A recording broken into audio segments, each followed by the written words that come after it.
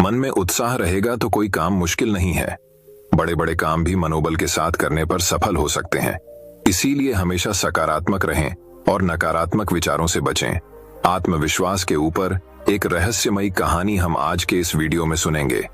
तो चलिए उस कहानी की शुरुआत करते हैं। पहली कहानी आत्मबल अर्थात हमारी आत्मा यानी हमारा विश्वास, जिसके बल पर हम प्रत्येक कार्य को करने की क्षमता रखते हैं और उसे करना प्रारंभ करते हैं। जिसके पास आत्मबल की कमी होती है वह किसी विशेष कार्य को शुरू करने से पहले घबरा जाता है, क्योंकि उसका साहस एकत्र नहीं हो पाता और उसे कार्य को शुरू करने में बहुत सारी परेशानियां नजर आती हैं। वहीं आत्मबल होने पर व्यक्ति को किसी भी चीज की परेशानी नजर नहीं आती, वह अपने कार्यों को करने में सफल रहता है। जब भी आत्मबल से परिपूर्ण व्यक्ति को कोई परेशानी या समस्या का सामना करना पड़ता है तो उसके दिमाग में उस समस्या के निवारण के लिए कुछ न कुछ अच्छे विचार आ ही जाते हैं। इसलिए आत्मबल के बल पर व्यक्ति प्रत्येक समस्या का सामना आसानी से कर लेता है। जब भी हम किसी कठिन समस्या में फंसे रहते हैं तो आत्मबल के सहारे हम उस समस्या का निवारण भी कर पाते हैं। इसलिए एक सफल व्यक्तित्व के लिए आत्मबल होना अत्यंत आवश्यक है। जब हमारे पास आत्मबल होता है तो हमें कार्यों को करने के लिए खुद पर विश्वास होता है।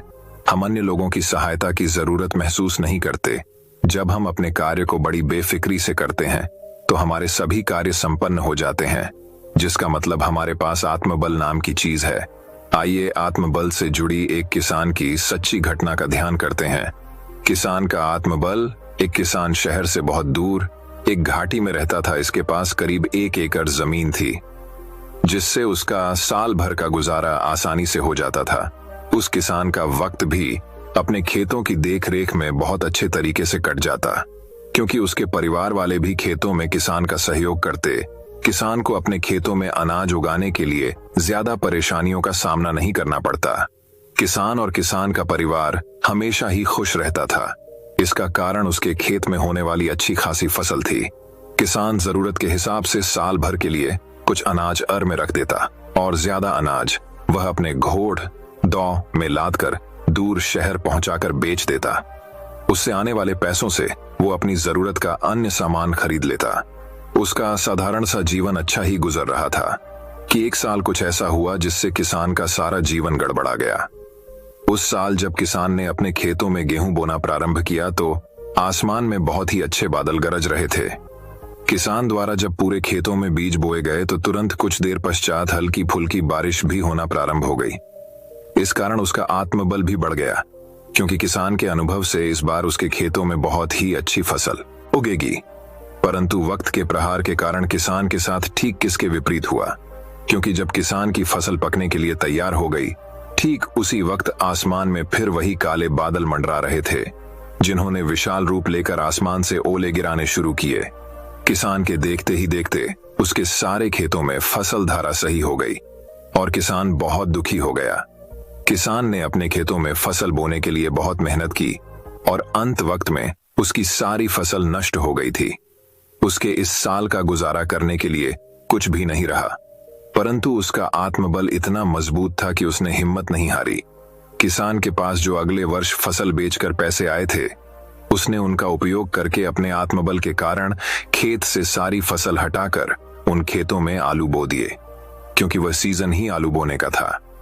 किसान फिर से अपने खेतों में गेहूं होता तो उसे कम से कम 4-5 महीनों का इंतजार करना पड़ता, परंतु किसान ने आत्मबल के दम पर एक सही निर्णय लिया।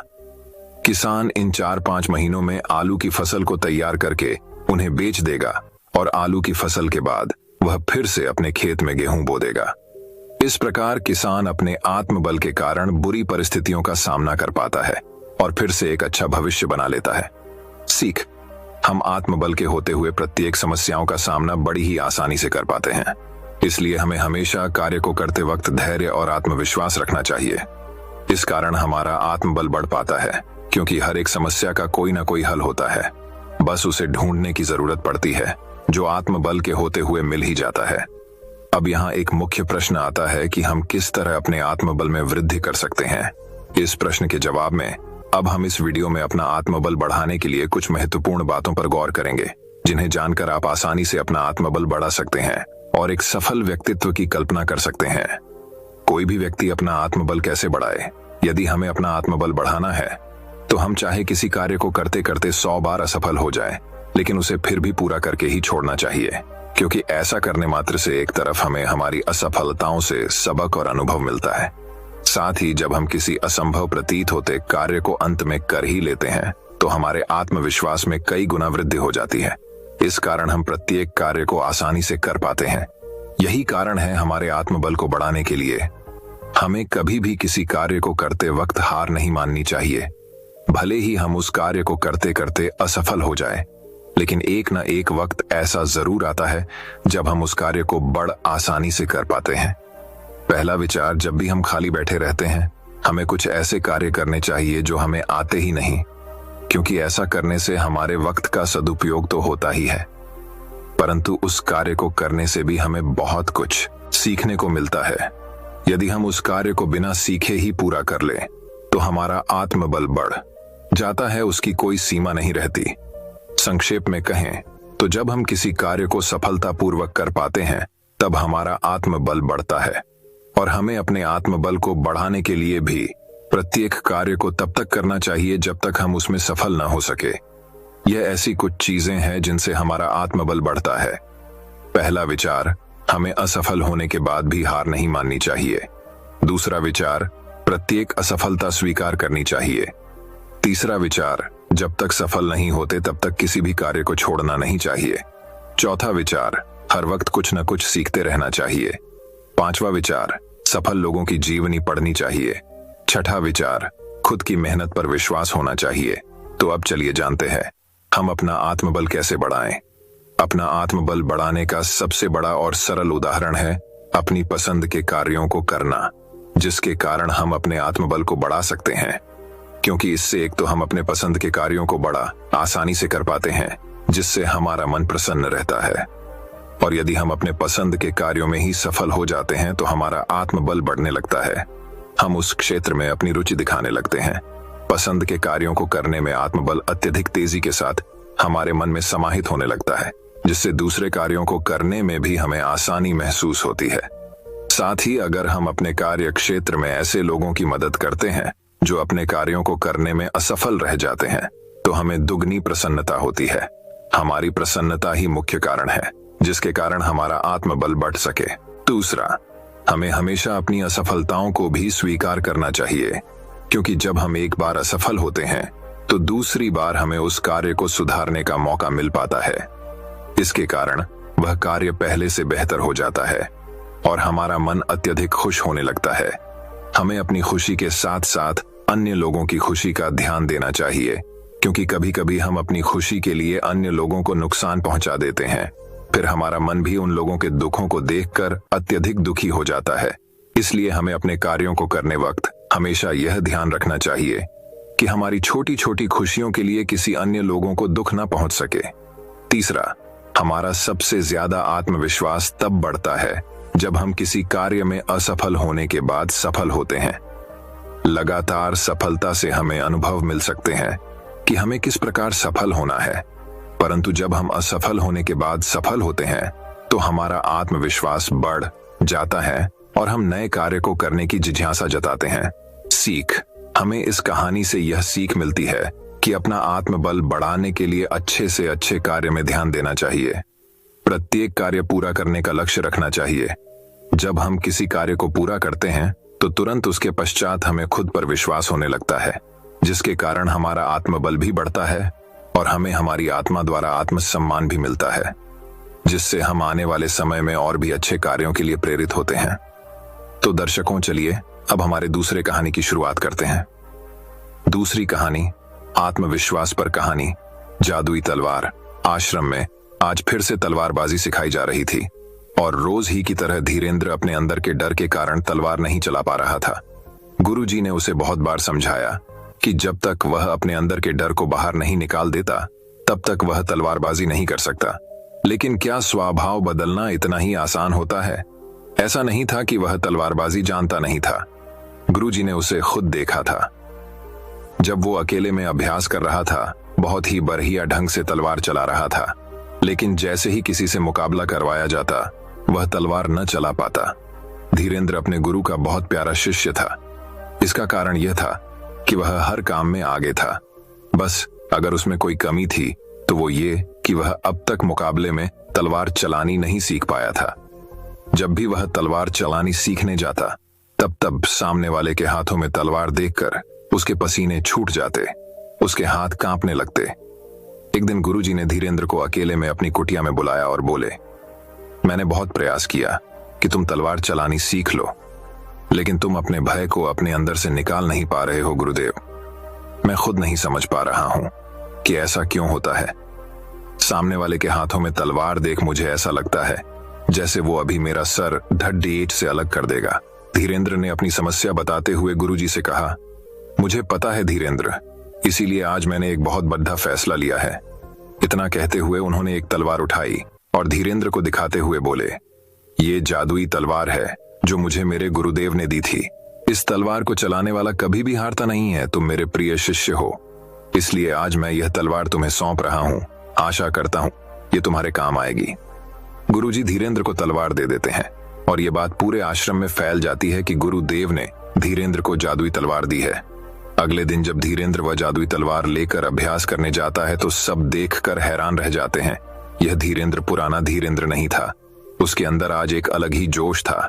ऐसा लग रहा था मानो कोई नौसिखिया नहीं बल्कि कोई हुनरबाज तलवार चला रहा हो। कारण सब जानते थे, आज धीरेंद्र के पास जादुई तलवार जो थी। धीरेंद्र एक पल के लिए घबराया जरूर था, लेकिन उसे गुरु की बात याद आ गई कि इस तलवार को चलने वाला कभी हारता नहीं। अभ्यास समाप्त हुआ, फिर भी सब शांत ही खड्डीरे थे। आज तुम्हारी मेहनत रंग लाई। सबसे आगे खड्डे गुरुजी ने धीरेंद्र की प्रशंसा करते हुए कहा, लेकिन गुरुदेव कमाल तो जादुई तलवार का था जो आपने धीरेंद्र को दी है। गुरुजी को रोकते हुए वहां खड्डे शिष्यों में से एक ने कहा, जादुई तलवार? कौन सी जादुई तलवार? ये कोई जादुई तलवार नहीं है। हाँ, ये मैंने दी जरूर है, लेकिन इसमें कोई जादू नहीं है। अगर आज कोई जादू हुआ है तो वो है धीरेंद्र के अंदर से डर का छू मंत्र होना। क्या मतलब ये कि ये तलवार प्राप्त कर धीरेंद्र को यह लगने लगा कि यह जादुई तलवार है, लेकिन ऐसा कुछ था ही नहीं। धीरेंद्र ने बस मेरे बोले गए शब्दों पर विश्वास किया, और अगर सच्चाई देखी जाए तो जादू तलवार में नहीं, मेरे शब्दों में था, जिसने धीरेंद्र को भयमुक्त बना दिया। अब असली बात सबको समझ आ गई थी। तो दोस्तों, इसी तरह हमारे जीवन में भी अगर कोई जादू होता है तो हमारे अंदर ही होता है, हमारे शब्दों में होता है। कई बार हमारे शब्द ही किसी का जीवन बदल देते हैं। हमारे शब्द किसी निराश व्यक्ति में जीने का एक नया विश्वास भर सकते हैं। यदि आज जरूरत है तो बस दूसरों को वो जादुई तलवार थमाने की, जिससे वो अपनी समस्याओं को दूर कर जीवन में आगे बढ़ सकें। वो जादुई तलवार और कुछ नहीं बल्कि आपके शब्द ही हैं, जो किसी का आत्मविश्वास बढ़ाकर उससे वो भी करवा सकते हैं जो लोगों को असंभव लगता है। ये आत्मविश्वास पर कहानी आपको कैसी लगी? अपने विचार हमें कमेंट बॉक्स के माध्यम से जरूर बताएं। तो दर्शकों, चलिए अब हमारे तीसरी कहानी की शुरुआत करते हैं। तीसरी कहानी, पुराने समय में एक राजा के पड़ोसी राज्य उसका राजपाट हड़पना चाहते थे। इसके लिए शत्रु राज्यों ने राजा के दूसरे शत्रुओं को अपने साथ मिला लिया और आक्रमण करने के लिए सेनाएं बुला ली। सभी शत्रु एक साथ आ गए थे, इस कारण इनकी सेना बहुत बड़ी हो गई थी। जब ये बात राजा को मालूम हुई तो वह घबरा गया। राजा तुरंत ही अपने सेनापति के पास पहुंचा। सेनापति भी डरा हुआ था। सेनापति ने जब शत्रुओं की सेना के बारे में सुना तो उसने राजा से कहा कि अब हमारी हार तय है। शत्रुओं की संख्या काफी अधिक है, हमारी सेना इनका सामना नहीं कर पाएगी। हमें पहले ही हार मान लेनी चाहिए। ऐसा करने से सभी के प्राण बच जाएंगे। ये बातें सुनकर राजा की चिंता और बढ़ गई। वह तुरंत ही अपने गुरु के पास पहुंचा। गुरु बहुत विद्वान संत थे। राजा ने गुरु को पूरी बात बताई। संत बोले कि राजन, सबसे पहले तो उस सेनापति को कारागार में डाल देना चाहिए। सेनापति का काम होता है सेना का उत्साह बढ़ाए, लेकिन ये तो सेना का मनोबल ही कमजोर कर रहा है। राजा ने पूछा कि अगर हम सेनापति को जेल में डाल देंगे तो सेनापति किसे बनाएंगे? गुरु ने कहा कि तुम्हारी सेना का प्रतिनिधित्व मैं करूंगा, यानी अब से मैं सेनापति। ये सुनकर राजा को समझ नहीं आया कि क्या करे और क्या न करे, लेकिन गुरु की बात मानने के अलावा कोई और उपाय नहीं था। राजा ने संत की बात मानकर सेनापति को पद से हटा दिया। संत सेना के सामने पहुंचे और सेना को लेकर युद्ध लड़ने के लिए चल दिए। रास्ते में एक मंदिर आया तो संत ने कहा कि कुछ देर रुको, मैं भगवान से पूछ कर आता हूं। हमें इस युद्ध में जीत मिलेगी या नहीं। ये बात सुनकर सेना हैरान थी कि पत्थर की मूर्ति भला कैसे जवाब देगी, लेकिन संत के बारे में सभी जानते थे कि ये वर्षों से पूजा पाठ कर रहे हैं, तो संभव है कि भगवान से इनकी बातचीत होती होगी। कुछ देर बाद संत वापस आए और उन्होंने सेना से कहा कि भगवान ने कहा है, अगर आज रात मंदिर में रोशनी दिखाई दे तो समझ लेना कि जीत तुम्हारी सेना की होगी। उस समय शाम होने वाली थी। पूरी सेना रात होने की प्रतीक्षा करने लगी। जब अंधेरा होने लगा तो सभी सैनिकों ने देखा कि मंदिर में रोशनी हो रही है। ये देखते ही पूरी सेना का मनोबल बढ़ गया और सभी कहने लगे कि भगवान भी हमारे साथ है, जीत हमारी ही होगी। अगले दिन पूरे मनोबल के साथ सेना शत्रुओं पर टूट पड़ी। कुछ ही दिनों में शत्रुओं की सेना की हालत बहुत ज्यादा खराब हो गई। कुछ सैनिक मैदान छोड़कर भाग गए और कुछ ने आत्मसमर्पण कर दिया। इस तरह राजा की सेना युद्ध जीत गई।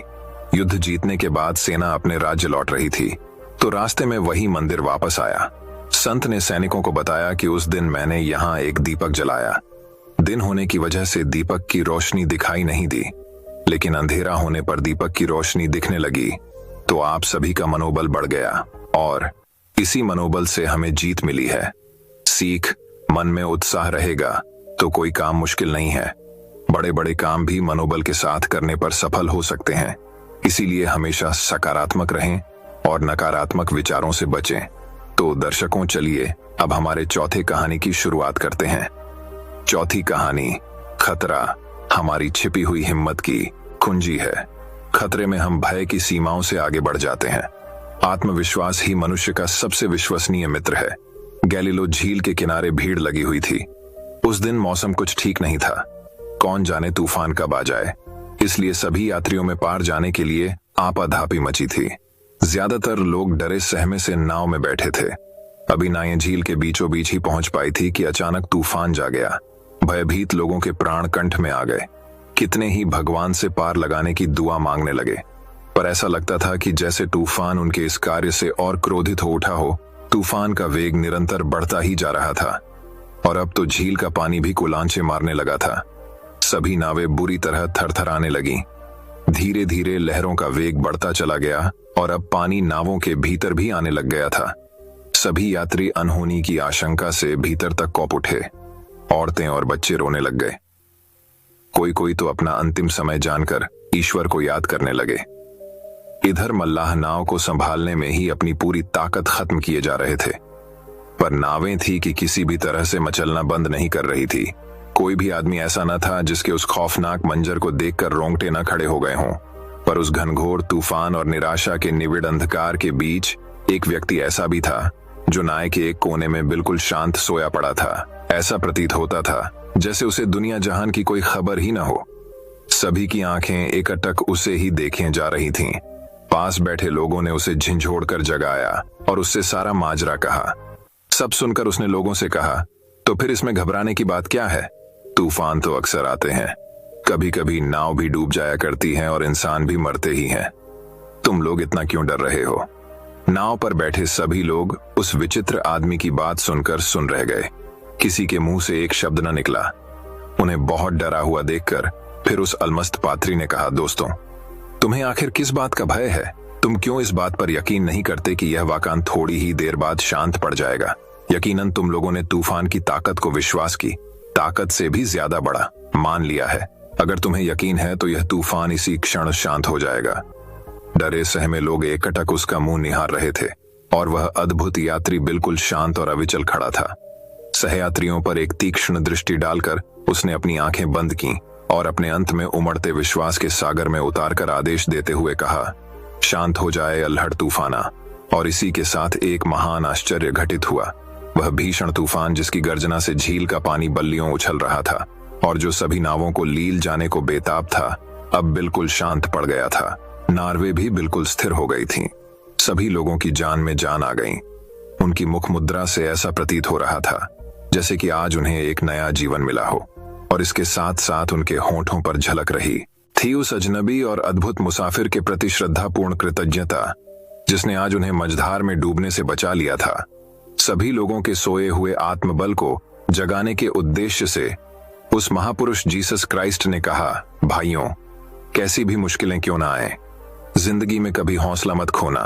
हमेशा याद रखना, किसी भी तूफान की ताकत तुम्हारे विश्वास की शक्ति से ज्यादा बढ़कर नहीं हो सकती। अपने दिल से हर तरह के डर को निकाल कर फेंक दो, तभी तुम आगे बढ़ सकते हो। सिर्फ तभी तुम खुद को जिंदा रख सकते हो, वरना मुसीबतों के तूफान तुम्हें कभी चैन से न जीने देंगे। धैर्य रखो और विश्वास की प्रचंड शक्ति से उनका डट कर मुकाबला करो, और फिर वे तुम्हारे देखते देखते ऐसे ही गायब हो जाएंगे जैसे अभी अभी यह तूफान शांत पड़ गया। पीड़ा अस्थायी होती है, लेकिन हिम्मत हार जाना स्थायी होता है। तो दर्शकों, चलिए अब हमारे 5वें कहानी की शुरुआत करते हैं। 5वीं कहानी, आत्मविश्वास को बनाकर रखिए, ऊंचाइयां आपके कदम चूमेंगी। संत ने युवक से कहा कि तुम्हें नौकरी भी मिल जाएगी और तुम सफल भी हो जाओगे। इसके लिए तुम्हें निराश होने की जरूरत नहीं, बल्कि और मेहनत करने की जरूरत है। युवक ने कहा कि मैं किसी योग्य नहीं हूं। एक नगर में एक युवक रहता था। वह वर्षों से जमकर मेहनत करता आ रहा था। कई वर्ष बीत गए, लेकिन युवक को सफलता नहीं मिली। इसी वजह से काफी निराश रहने लगा था। असफलता की वजह से नकारात्मक विचारों ने उसे अपने गिरफ्त में ले लिया। वह अपने जीवन से इस कदर निराश हो गया कि आत्महत्या करने का विचार बना लिया। वह आत्महत्या करने के लिए जंगल जा रहा था। जंगल में अचानक से उसकी मुलाकात एक संत से हुई। संत ने युवक से पूछा कि तुम इस घनघोर जंगल में क्या कर रहे हो? युवक ने जवाब दिया कि मैं अपने जीवन में संघर्ष कर करके थक चुका हूं, मैं आत्महत्या करने जा रहा हूं। संत ने पूछा, तुम कितने दिनों से संघर्ष कर रहे हो? युवक ने जवाब दिया कि मुझे सालों के संघर्ष के बावजूद भी नौकरी नहीं मिली। संत ने युवक से कहा कि तुम्हें नौकरी भी मिल जाएगी और तुम सफल भी हो जाओगे। इसके लिए तुम्हें निराश होने की जरूरत नहीं, बल्कि और मेहनत करने की जरूरत है। युवक ने कहा कि मैं किसी योग्य नहीं हूं, मुझसे अब जिंदगी में कुछ भी नहीं हो सकता है। संत ने युवक की निराशा को देखकर उसे एक कहानी सुनाई। कहानी कुछ इस तरह है। एक बार एक बच्चे ने 2 पौधों को लगाया, एक बांस और एक नागफनी का पौधा लगाया। नागफनी में जल्द ही पत्तियां आ गईं, लेकिन 1 साल गुजर जाने के बाद भी बांस में कुछ नहीं हुआ। नागफनी का पौधा अब बहुत बढ़ गया था। बच्चे को बांस का पौधा देखकर निराशा हुई। तीसरे और चौथे साल भी बांस के पौधे में कुछ नहीं हुआ। अब बच्चा पूरी तरह से निराश हो गया, लेकिन कुछ दिन बाद बांस के पौधे में अंकुर फूटे और देखते ही देखते बांस का पौधा बहुत बड़ा हो गया। बांस के पेड़ को अपनी जड़ों को मजबूत करने में 4 से 5 साल लग गए, तब जाकर बांस का पौधा बड़ा होना शुरू किया। संत ने युवक से कहा कि अभी आपके संघर्ष का समय है। पहले अपने जड़ों को मजबूत बनाओ, फिर देखो परिणाम क्या होगा। जैसे आपके जड़ मजबूत हो जाएंगे, आप बड़े से बड़े तूफान से टकरा जाएंगे। यह बात युवक को समझ आ गई। वह पुनः संघर्ष के मार्ग पर आगे बढ़ गया। इसीलिए दोस्तों, मुसीबत से घबराने की जरूरत नहीं है। मुश्किल से मुश्किल हालात का सामना डट के करना चाहिए। दोस्तों, मैं उम्मीद करता हूं कि यह कहानी सुनने से आपके जीवन में अच्छे बदलाव आए होंगे। आपको इस वीडियो से क्या सीखने मिला, ये कमेंट करके जरूर बताएं, और अपने परिवार, दोस्तों या आपके करीबी इंसान के साथ ये कहानी शेयर करके उन्हें भी इस ज्ञान से परिचित करवाएं। बाकी अगर आपको यह वीडियो दिल से अच्छी लगी हो, तभी इस वीडियो को लाइक कर देना, और आपने अब तक इस चैनल को सब्सक्राइब न किया हो तो चैनल को सब्सक्राइब भी जरूर कर देना। आपका हर दिन शुभ हो और खुशियों से आपका जीवन भरा रहे। धन्यवाद। नमो बुद्धाय।